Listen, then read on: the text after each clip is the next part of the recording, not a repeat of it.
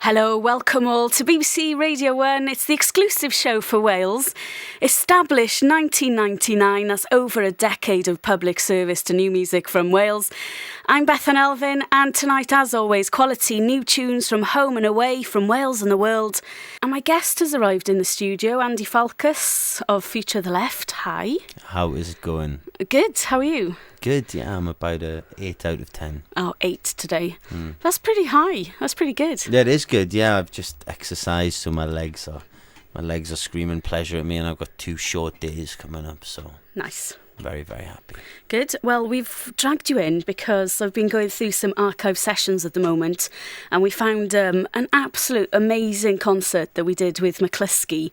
About 10 years ago. Yeah, it is 10 years ago, and as the mind does, it plays tricks on you. I was trying to remember more about this concert, but it is memorable for one reason, that you didn't headline, but you absolutely are the most memorable part of the concert. You blew the other band, the headliners, Mahoba Shopi, unfortunately off the stage. Mahoba Shopi and Helen Love played Helen as well, Love opened. Yeah. No, we opened. Did you? Yeah, we Even were, more remarkable. We were the opening band. That's unbelievable. It was a bit of a watershed for us as a show. It was the first time we played the opening song in the set, the title of which you can't say on your radio show, because of the blue language contained therein. But it was, I believe it was on the back of that session that we got signed. Wow. Because Jason from Too Pure heard that recording and signed us on the basis of it. Not on the basis of the perfectly average album we'd already put out. that didn't so much make a splash as barely even fill the toilet. So, it was one of those gigs, I think, that surprised everybody in many ways, because it was the launch party for Radio 1's One Live in Cardiff, where they took over lots and lots of venues, and now known as One Big Weekend.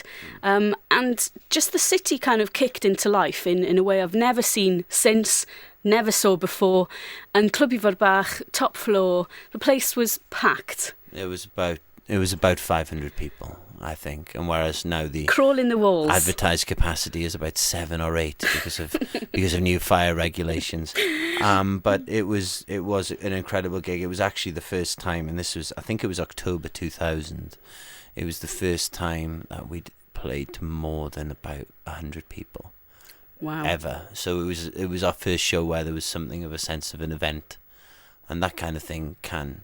Even though it shouldn't, even though you should play the same show to the same amount of people and all of that boring crap, you really do get taken in by the sense of an event of a show like that. I mean, I went to the toilet before the show and it took me 15 minutes to make my way through the crowd. Wow. You know, having to explain to people as a rather angry looking skinhead guy that I really did need to make it to the stage in order to play a show. And what's remarkable is that we would have seen yourself and the bands play and the other bands on the bill to, like you say, a handful of people, literally a few weeks before perhaps. So something happened, everyone congregated, everyone celebrated. It was an amazing, amazing night, and I think we should play it now, and we'll chat a bit more after this archive session then from Mclusky from the year 2000, live at Clwb Forbach at the launch of Radio 1's One Live in Cardiff. This is Who You Know by Mclusky. Archive session, Mclusky, Who You Know, and Rice is Nice was the first track there. Andy, what are your thoughts on listening to that just now? Those young men have no regard for basic song structure. I mean, that what happened at the end there, that was amateurish, But it was a lot of fun. I haven't heard that for about eight years, so it was rather like seeing a picture of your younger self with a crazy haircut and maybe with some tie-dye t-shirt on. Reminds me of when I was 15 and I had a pair of LA Gear trainers with fluorescent yellow laces. It was a bit like that. That was in the year 2000. Mclusky'd only just formed a year before that. Well, kind of. The band that became Mclusky began really in late 96. Yourself with Matt Harding, who was drumming on that recording. He was drumming on that recording. And we should mention John Chappell as well, the other member of Mclusky. We should mention him. Both of those people were in that band, and they were their names. What are your sort of memories of Mclusky? What are the sort of key moments and things that you kind of look back and cherish now when you think about that that period of your time in your life? I cherish all of it. The really exciting bits.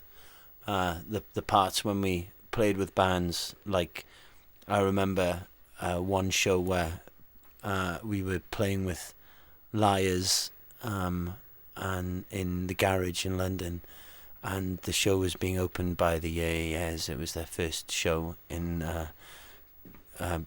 Britain, and on the way there we were just driving there in the car because we were borrowing backline from the other bands. On the way there, Matt was driving and he had a panic attack, and so we had to pull over to the side of the road. So John took over driving, and then I think he thought it was a game. He had a panic attack as well, like it was panic attack relay or something. So we were basically sat at memory services, and I can't drive, so we were sat there just waiting, and this guy Veg, who's since tour managed us years down the line, he was driving Liars around at the time. He drove their van all the way from the garage in London to memory services, picked us up, and then whisked us to the venue. We got there about 5 minutes before we were due on, just threw our stuff on stage and had a great show. Sounds bonkers. Bonkers gives it a kind of carry-on edge. It makes it sound like it was all light-hearted, but at times there was a... When are you going to write your autobiography then, Andy? Because I'm sure there's plenty of stories like that one. There are a lot of stories. I mean, obviously it would be very one-eyed. It would be how I saw it. And luckily I'm more eloquent than those two. So it would be more convincing even if it was less true. So they should... I'm sure it would be an entertaining read. They should bear that in mind before making any public pronouncements.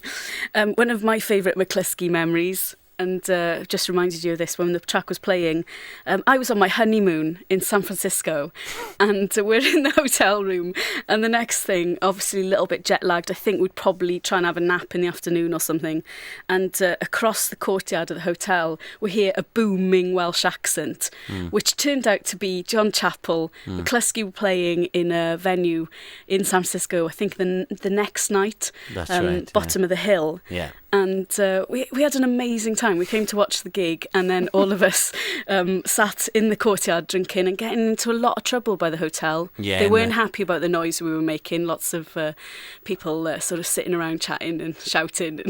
It was pretty funny. The Rock and Roll Phoenix, which has a warning by the front gate saying you may catch cancer staying at this hotel or something because it's built on a former Indian burial ground radiation center radar or something.